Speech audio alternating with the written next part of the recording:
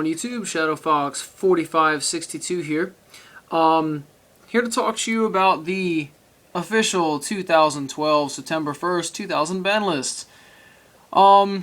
Basically, right after Worlds, VexKiss4666 and Mega Capital G both said that this was the ban list. Also, Jarrell Pro Winston said he believed this was the ban list. It was leaked, and now it is up on Yugi News. So this leads me to believe that this is a real ban list. There are a couple reasons why I think it is the actual ban list, but I will touch on that later on in the video. So let's get started. Future Fusion is banned. This card needed to go. I don't need to explain it. All of you who play in competitive tournaments know exactly why it got banned. So this card is bad, it's evil, and it needs to go. Next card that is banned is Brionac Dragon of the Ice Barrier, which is really weird to me. I didn't think that they'd ban Brionac. There are some kind of herp dirt moves you can do with Brionac, but aside from that, it's really not that busted to my knowledge. It might be in the OCG, I don't know. Limited cards.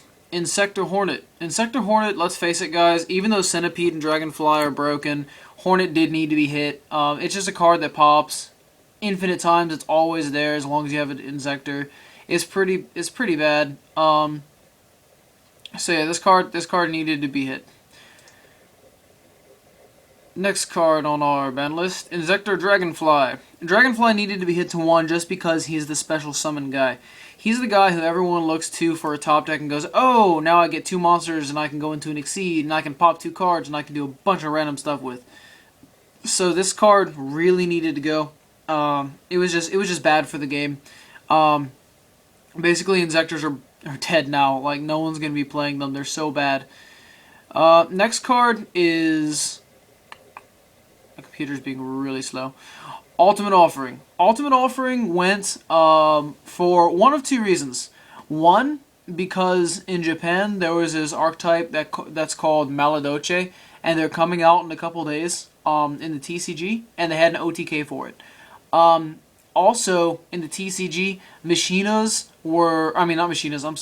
gadgets were going to be amazing. They already were really good and they were topping. And Ultimate Offering is one of those cards that you don't activate unless you're going for game. So, Ultimate Offering in itself is pretty bad. So I think that's why they limited it. Next card on our limit list is Red Eyes Darkness Metal Dragon. I can't tell you the ways that people would use this card. They would go for the Canon FTK with Heretics, which would be Red Eyes Darkness Metal Dragon. They'd go for the Chronomaly OTK, which is something coming out next pack that's run rampant all over Japan. Chaos Dragons used it. It was just way too busted. Its summoning conditions were a joke. Like, banish 1 dragon. Okay, I'm going to banish a dragon and get back a Light Pulsar. And then you're going to try and do something to me, and my Light Pulsar is going to get back Red Eyes, and Red Eyes is going to get back Light Pulsar, and it just loops and loops and loops. It was just really retarded, and it needed to go. Next card is Tsukuyami. Tsukuyami came back off the ban list. I don't know how to feel about this card. I played with it way back in the day.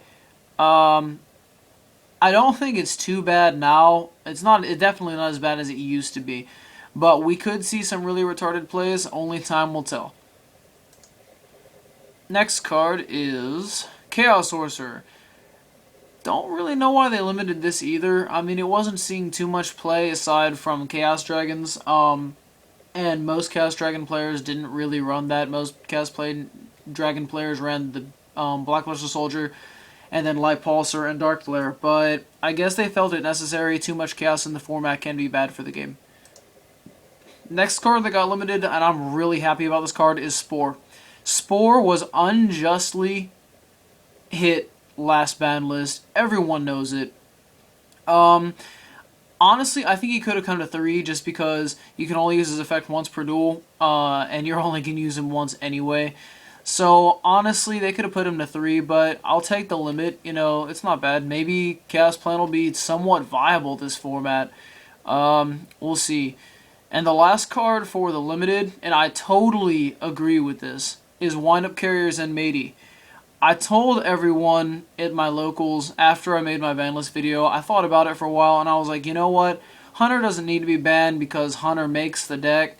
Um, Zenmaity, to be honest, kills that entire loop if it's limited.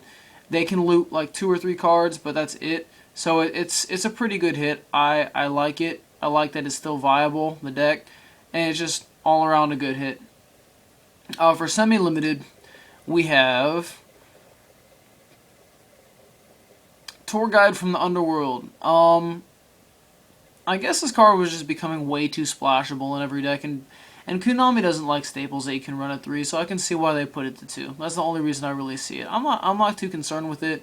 You know, you won't open up with 2 of them in your hand all the time now, which is a good thing. I think the semi-limit is actually a really good thing for Tour Guide. Next card is Mirror Force. Oh, one of the limited cards that I forgot to mention was Gishki Gustkraken. That deck's stupid in Japan. You can basically get looped in the first turn.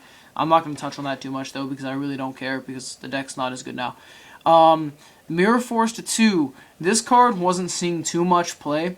I think it's very viable and it slows the format down a lot just because it maintains field control for both players and it punishes them for overplaying.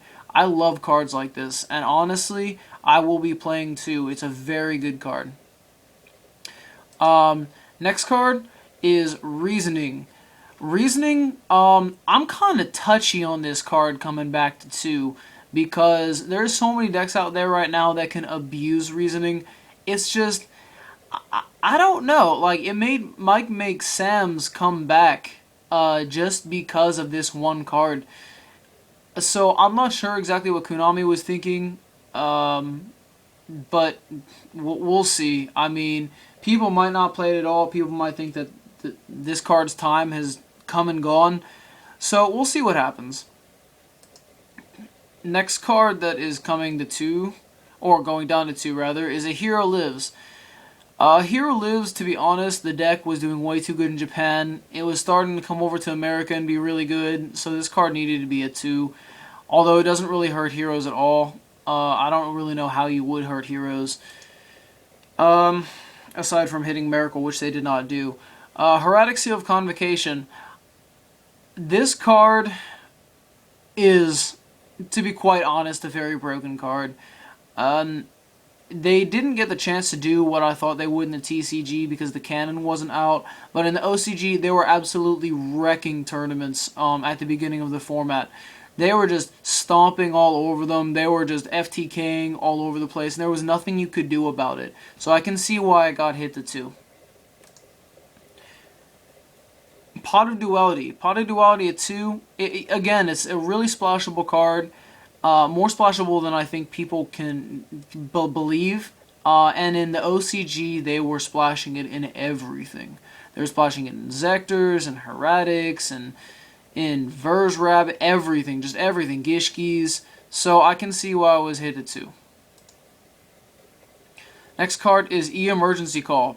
I guess this is their other way of saying, okay, we're going to give heroes a little slap on the wrist and see what happens. It doesn't really make the consistency of the deck go down by a lot at all.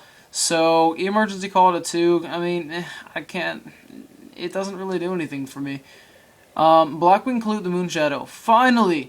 Finally, they have stopped hating on Blackwings and said, okay, we're going to finally start making them become viable again. I mean, come on, guys. What they did to Blackwings was unfair. They hit Gale, they hit Gale and Darkstrike Fighter to 1 and 0 from 3.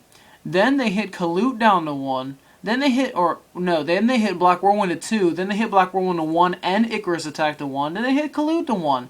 And they expected Blackwings to still be viable? Like, they got bashed, beaten, destroyed. This is probably one of the most abused archetypes I've ever seen in my life. And the fact that they're finally getting some love makes me all warm and tingly inside. So, go Konami. Next card is Rescue Rabbit. They had to hit Dino Rabbit somehow or else it would dominate the format again. I think with Tour Guide and Rescue Rabbit to 2, all that happens is the meta, they don't open up so much with first turn Rabbit and Tour Guide or first turn Rabbit at all. So I think a lot of people will be a little reluctant to run Dino Rabbit just because of the fact that they might open up Vanillas before they open up Rescue Rabbit. So, I mean, it's still going to have its derpy plays, but it won't be as nearly as much as it was last format. Debris Dragon to 2. I don't know how I feel about this, really. I think Debris Dragon didn't deserve to be hit too bad to begin with. They could have easily, hit Lone Fire and Dandy and not hit Debris. But I think they're trying to give Plants a little more viability. And also, he's a very splashable card. So, bringing him to 2, I like it. I like how Konami's thinking right now.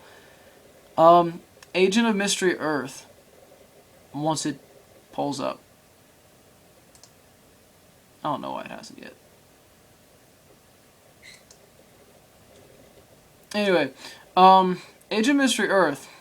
I don't think this card should have ever gotten hit. It didn't do amazing in the TCG, or in the TCG. It shouldn't have been hurt at all. I mean, I realize it's a searcher, but tough, whatever.